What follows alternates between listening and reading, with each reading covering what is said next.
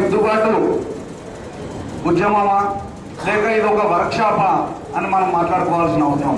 Workshop అంటేనే ఆ వర్క్షాప్లో ఖరాబ్ అయిన దాన్ని మంచి చేయడం, అట్లనే ఈ దేశంలో ఉన్న పరిస్థితులను లేక ఈ రాష్ట్రంలో ఉన్న పరిస్థితులను అన్నిట్లను కూడా మనం మనకు అనుకూలంగా చేసుకోవడం కోసం మనం ఏం చేయాలి అని మనం ఆలోచించుకోవాల్సిన అవసరం ఉంది. ఇక్కడ మనం ఈ ప్రజలను ఎట్లా ఐక్యం చేసుకోవాలి, ఐక్యం చేసుకోవడానికి మనం ఏమేం చేయాలి, మనకు ఉండాల్సినటువంటి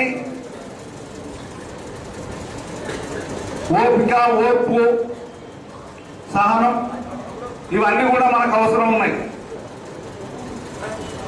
ఓపిక, ఓర్పు లేకపోతే ఈరోజు కమ్యూనిస్టు పార్టీ కంటే వెనుకాల్చినట్లాంటి క్రిస్టియన్స్ మతము ఇవాళ ప్రతి విలేజ్ లో ఎందుకు ఎస్టాబ్లిషన్ అయింది, వాళ్ళ గుళ్ళు ఎట్లా కట్టుకోగలిగింది.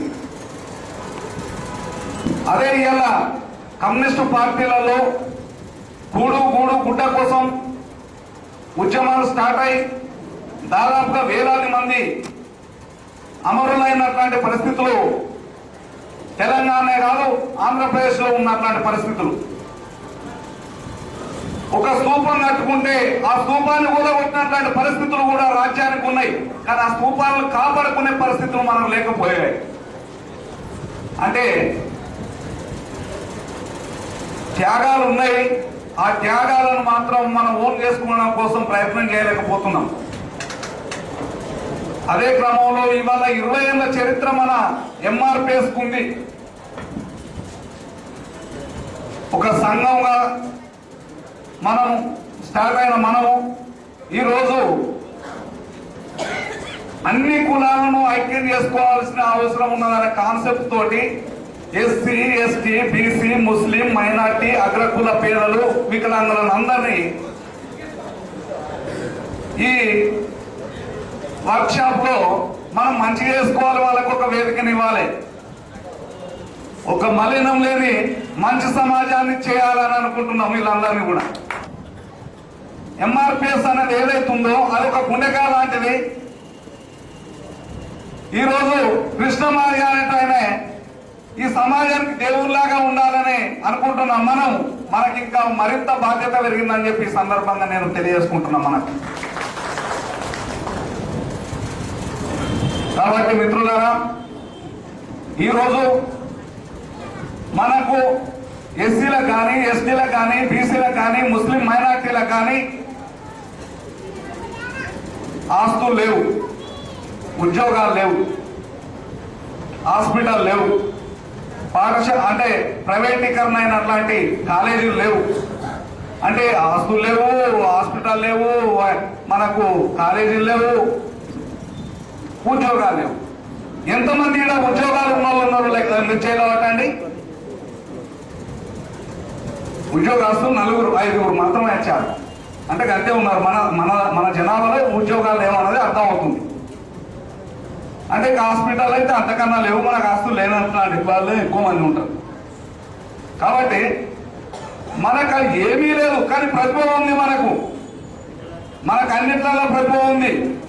మనకు వ్యవసాయం చేసి ఆ మట్టిలో మాణిక్యాలు తీసినట్టు మనం ఇలా అనేక విత్తనాలు తీసి ఇలా ఈ సమాజానికి అన్నం పెడుతున్నటువంటి శక్తి మన ఇక్కడ ఉన్నటువంటి నిమ్మల కులాలకు ఉన్నది. అట్లనే ఇవాళ మనము ఆ పని చేస్తున్నటువంటి క్రమంలో ఆ అలసట తీర్చుకోవడం కోసం పని చేసుకుంటా పాట పడుతున్నటువంటి కళలు కూడా మనకు ఉన్నాయి, ఆ నైపుణ్యత మనకున్నది.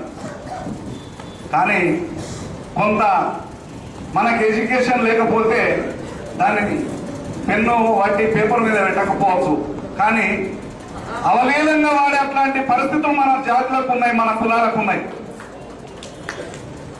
కాబట్టి మిత్రులారా, ఎన్నైతే మన ప్రతిభ ఉందో ఆ ప్రతిభను ఈ రోజు అగ్ర కులాలు ఏవైతే ఉన్నాయో ఆర్యులు, క్షత్రియులు, వైశ్యులు అనే వాళ్ళు మనల్ని గుర్తించలేరు. అది మనం గుర్తించుకోవాల్సిన అవసరం ఉంది. అదే క్రమంలో మనం విజ్ఞానాన్ని పెంచుకోవాల్సిన అవసరం ఉంది. మనందరికి కూడా చదువు అనేది మాత్రం ఉన్నప్పుడు మాత్రమే ఈ సమాజాన్ని మంచిగా చేస్తాము, మనం మంచిగా ఉంటామని చెప్పి ఈ సందర్భంగా నేను తెలియజేసుకుంటున్నా. అయితే చదువు రాకపోతే మనకు విలువ లేదా అంటే ఖచ్చితంగా విలువ ఉన్నది.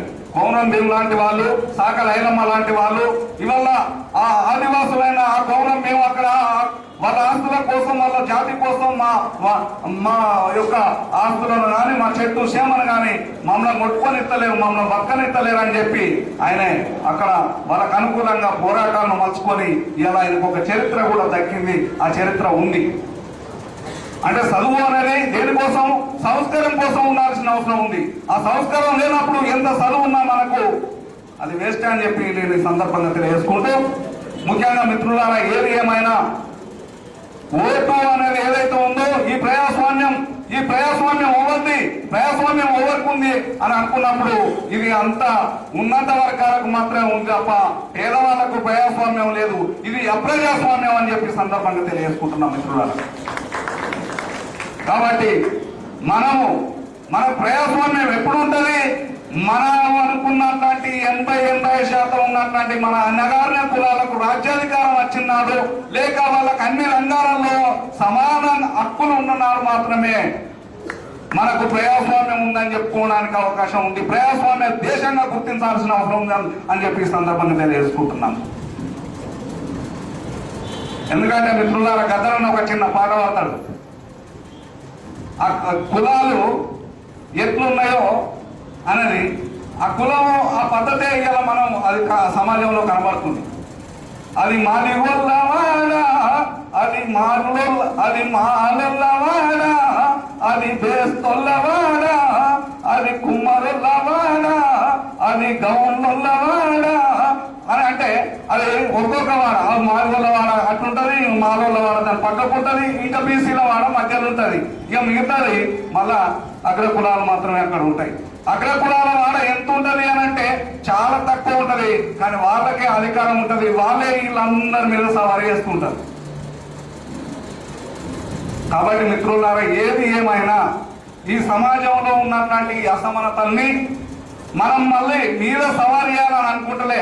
మనం అనుకుంటుంది ఏంటంటే ఇక్కడ ఎట్లయితే ఇక్కడ అసమానతలు ఉన్నాయో దాన్ని ఇట్లా చేయాలని మాత్రం అనుకుంటున్నాం, సమానంగా చేయాలని అనుకుంటున్నాం. కాబట్టి ఆ సమానం చేయాలంటే ఖచ్చితంగా మనకు ఓర్పు ఇవన్నీ అవసరం ఉన్నాయని చెప్పి ఈ సందర్భంగా తెలియజేస్తూ, ఈ అవకాశం ఇచ్చిన మీ అందరికీ కూడా ఉద్యమాలు వందనాలు తెలియజేస్తూ